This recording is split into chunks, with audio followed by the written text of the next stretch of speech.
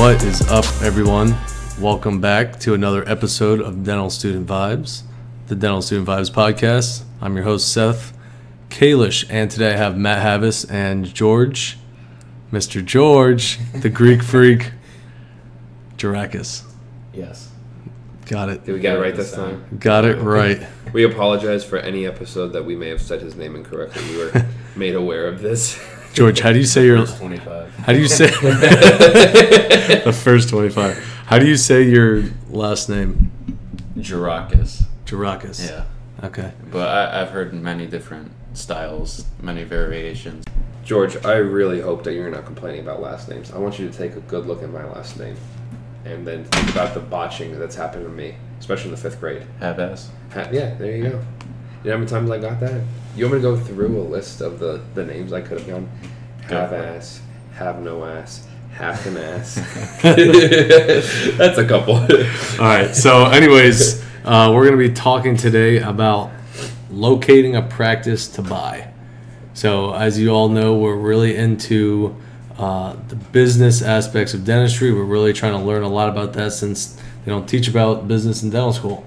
So, let's get started. So, first things first, when you're going to buy a practice, you want to locate your opportunity, and you have some things that you need to consider. So, first of all, you need to decide, are you going to be an employer, aka own your own practice, or are you going to be an employee and be an associate, right? So, the main thing you got to look at is location. So, what's something that you guys look for in a location? Well, personally, as a single young guy, there's not much, but if you were to look at let's say a family, if you're a family man or family woman, you got kids, you got a spouse, some things you might want to look for is potentially schools, for your children. Yeah, you schools. Want to be in a good school district. You want to be maybe some people want to be close to where they live, so look at potential areas of where you want to live. Some people are like that. Other people want their house 30 minutes from their practice. They want to keep things separate. So it all depends. Personally, if I was looking for something, I would want something with a lot of growth opportunities, expand a lot, maybe somewhere relatively close, like a more urban type setting. I wouldn't say like New York City, but in the suburban area, wealthy, so I can eventually run a fee for service and have it more. There you go. That's forward thinking. Have it more successful and make it easier to do that, so you don't lose a huge population base within your practice, a patient base.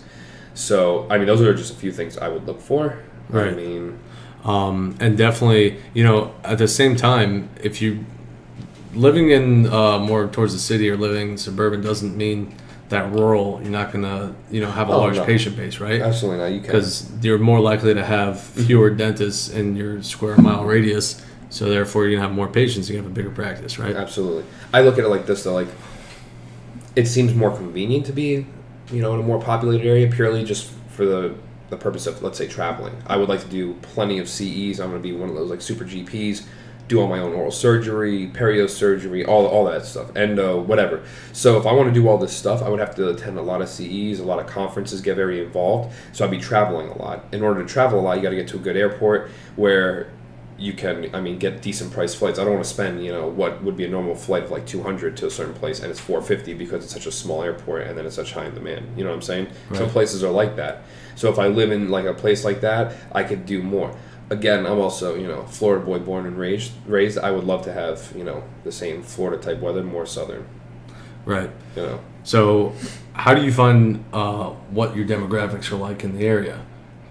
Easiest way to do it, definitely go on Google, go on the maps, and just look at dentists in your area. Mm-hmm. So you can see how saturated it is. You don't want to be in an area where there's 10 dentists in 1 square mile, something like that. Mm-hmm. And then, of course, you can go to your city and county demographics, mm-hmm. and it will tell you how many people per square census. Mile. Yeah, census, that sort of thing.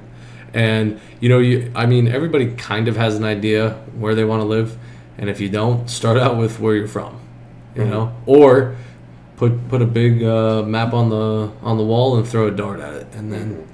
Looks like you're moving to Omaha, Nebraska. But if you hit the Pacific Ocean, just go work for a cruise line somewhere. I mean. Cruise line for a dentist. There you go. A dentist for a cruise line. Yeah, so that's the easy way. It's the free way to do it. There's also a ton of demographic search like database companies out there. One of them is Dentographics, and they literally like will do a report for you, and it'll show exactly all the important metrics that you would need to know of the dentist in the area.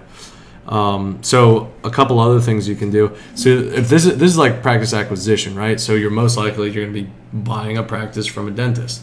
So how do you do that? What's a smart way to do that? I'll tell you a little trick that we learned. You go to your city or county. What's that called? Like database. The like the dental organization, whatever's the local dental organization, and you ask for like a list of like the practicing dentists in the area or something like that, and you look at the years that they get their licenses. And more often than not, the guys that have their licenses, that got their licenses like, I don't know, 50 years ago, 40, 50 years ago, 35 years ago, they're going to be retiring soon. Slowing down, at least. Slowing down. So, A, they'll either be looking for an associate to pick up some of the work and then eventually phase out and turn the practice over to you, or B, they're just trying to get the hell out of there. So, yeah, so that's a good way to find dentists that are selling their practices.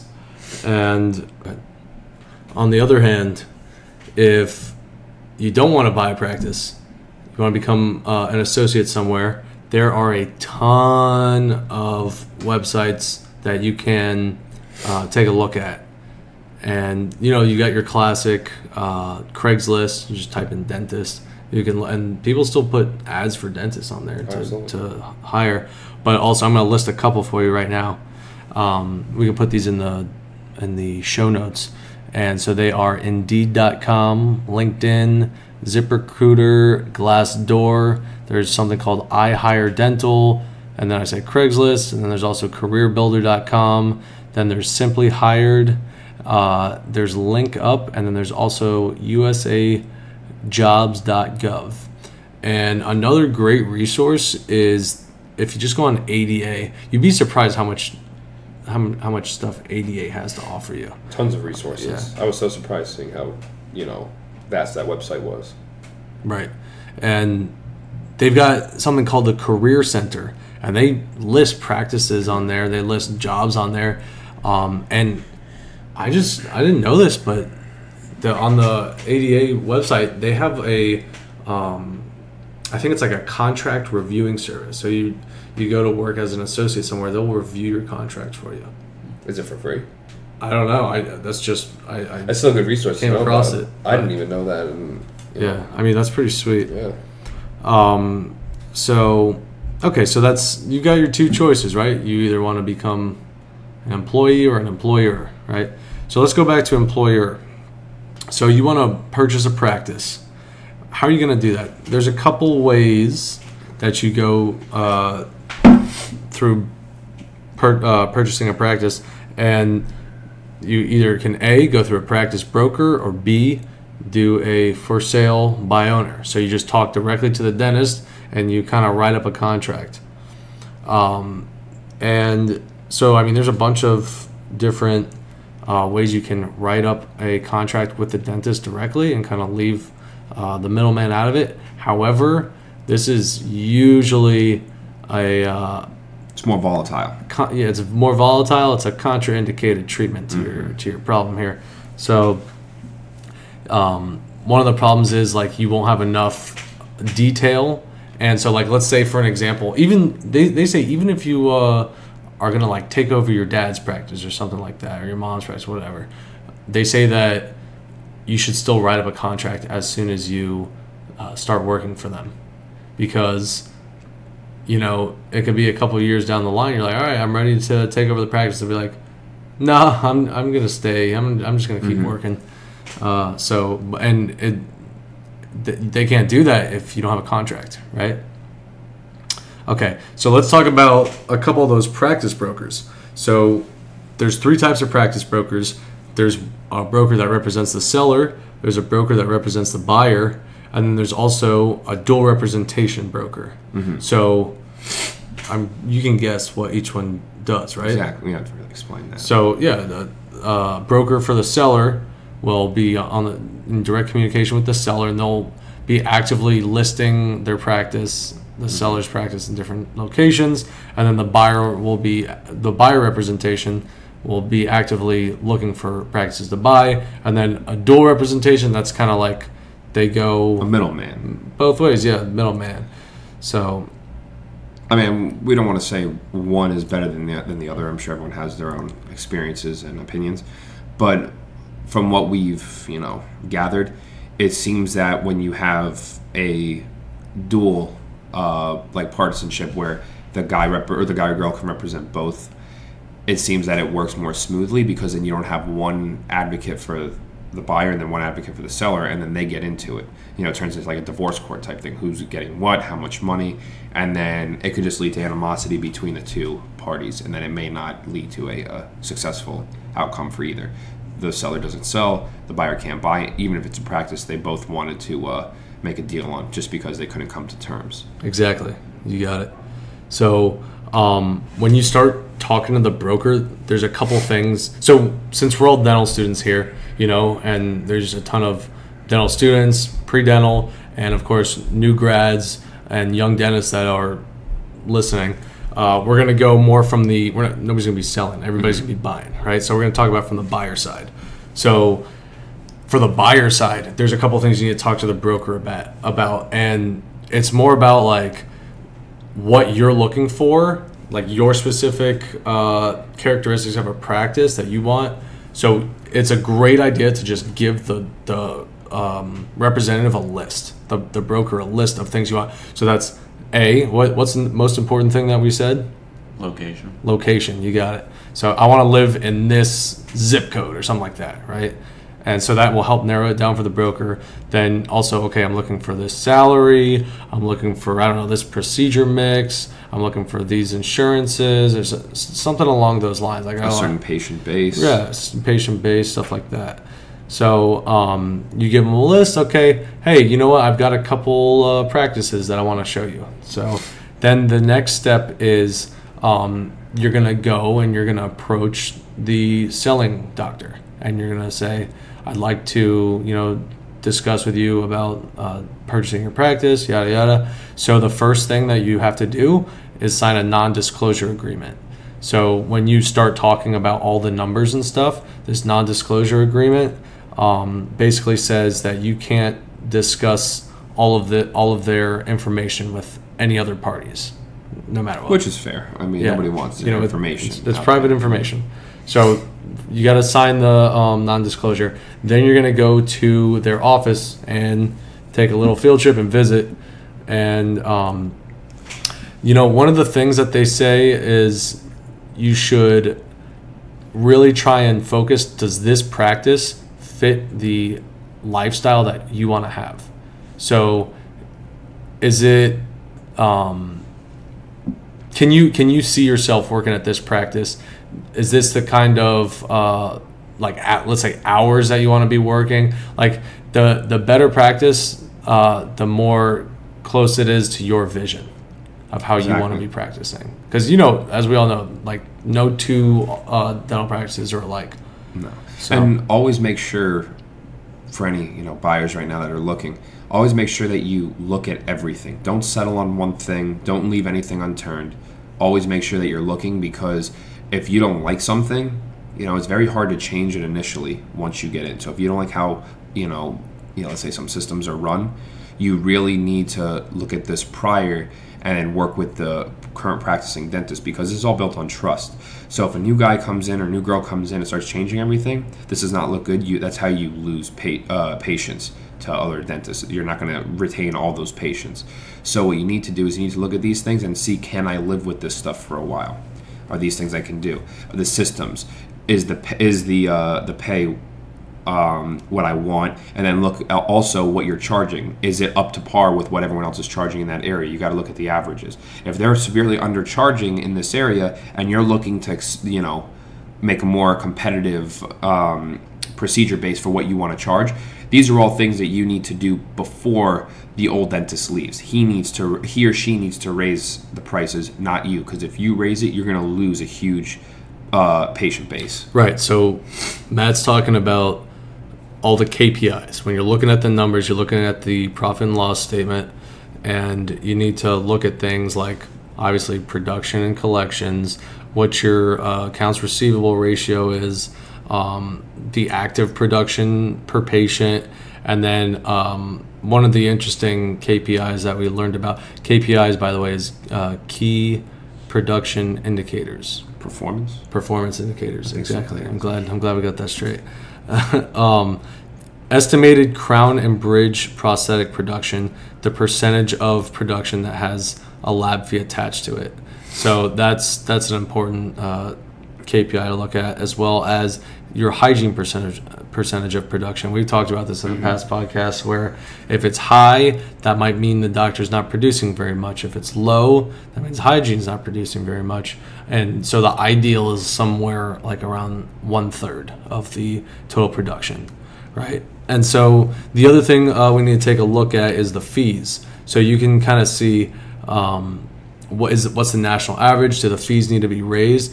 And it's important to not raise the fees initially. Like, obviously you need to raise the fees if they're not high enough to like the average according to like your zip code where the practice is. You're undercharging, you're not making money. Right. But so here's kind of the strategy of how to do it. In the first year or two, you can not upcharge the routine treatments, the routine procedures like COEs, POEs, prophies, that sort of things. You leave those the same, but you can, because the people notice, like, when I've been paying $89 every time for this exam, but now I just noticed the new dentist came in and now I have to pay like $100. So you'll leave those the same, but things like crowns, where people don't get those like every day, you can raise the fees on those, and then like a year or two down the road, you can bump up after you've had like at least 3 hygiene cycles, you can bump up those fees. Or the other thing is, you can ask the seller, can you please bump up your fees before you leave the practice?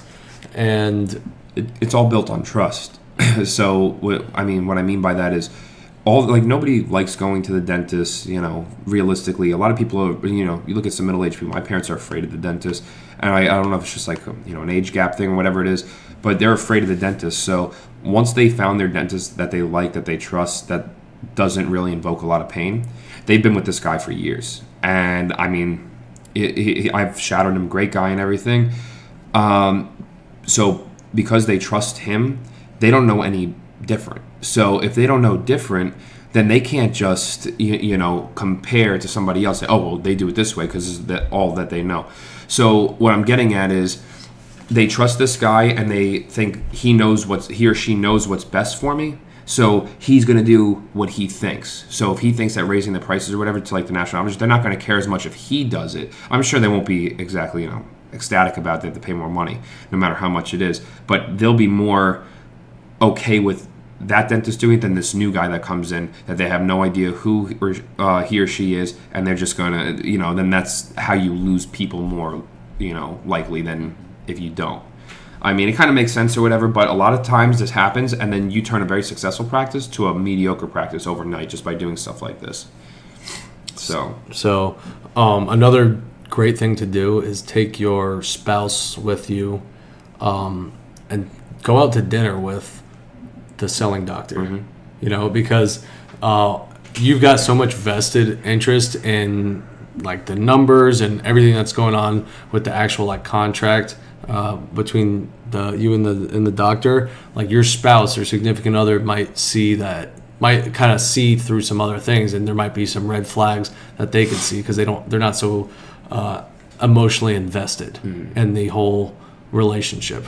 or dentally involved. I mean, it Right. depends on what your spouse does for a living, but they might look at them as people rather than as a selling dentist. They're more along the lines of having dinner with two people rather than having dinner with a business associate.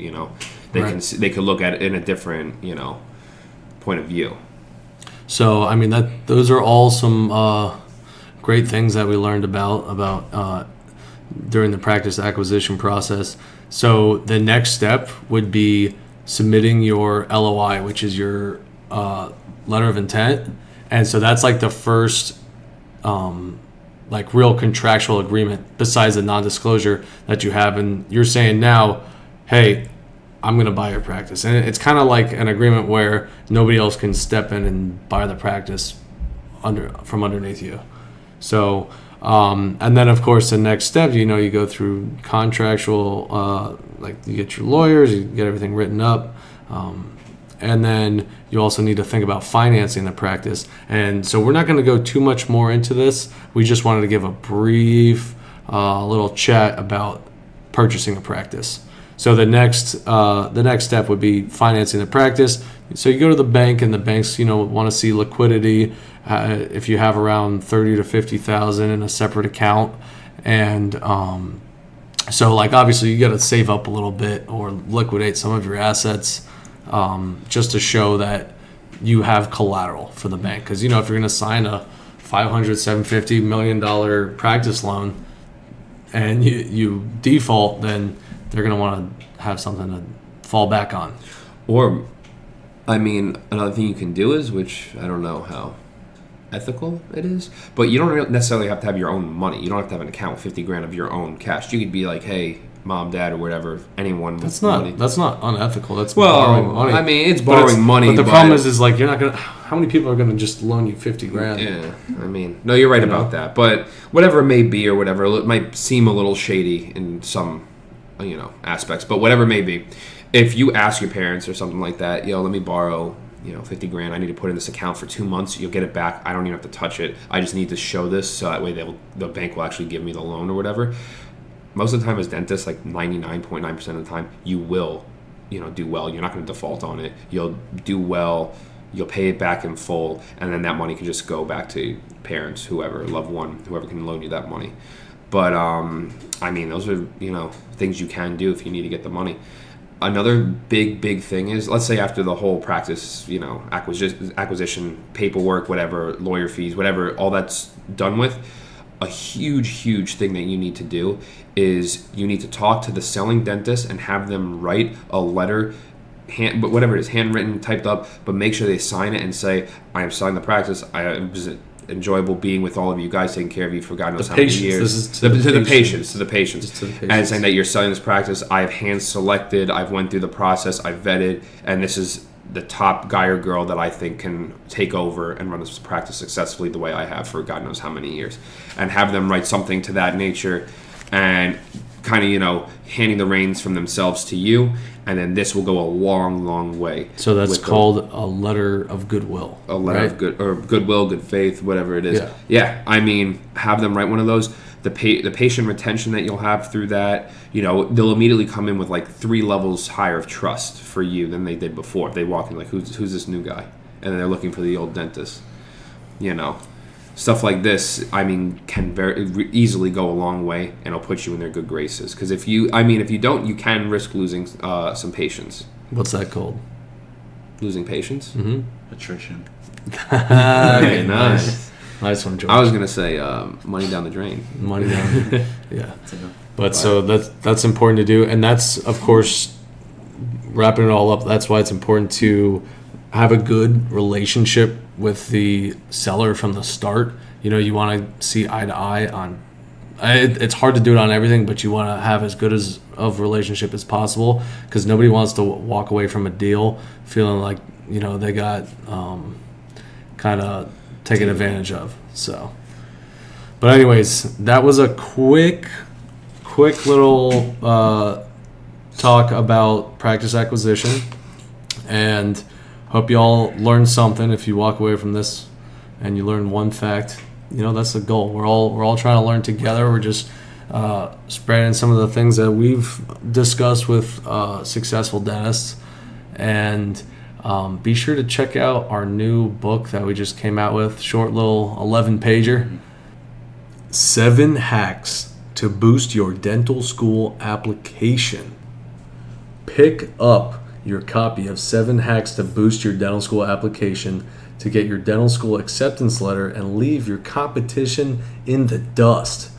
Over the years, we've spoken with hundreds of pre-dental and dental school students who are at the top of their game during the application process to find out key tactics and decisions that put them ahead of the curve. This is a list of the best advice from those who received an acceptance letter, as well as lessons learned from those who were not accepted. So if you want to get a copy, secure the bag alert, email us dentalstudentvibes@gmail.com or message us on Instagram at dental.student.vibes. We would be more than happy to send it to you for free. It's free for a limited time only. We're in the process of publishing it on Amazon, so be sure to hit us up for a copy of that. Absolutely. And just so you guys know, this is the first of many books, so get it while it's hot. Yeah. We're here to help everybody learn. As we always say, our mission is to make sure that we all are able to get into dental school and get out of dental school and become the most competent and successful dentists that we could possibly be. So, as always, thank you guys for listening. Until next time.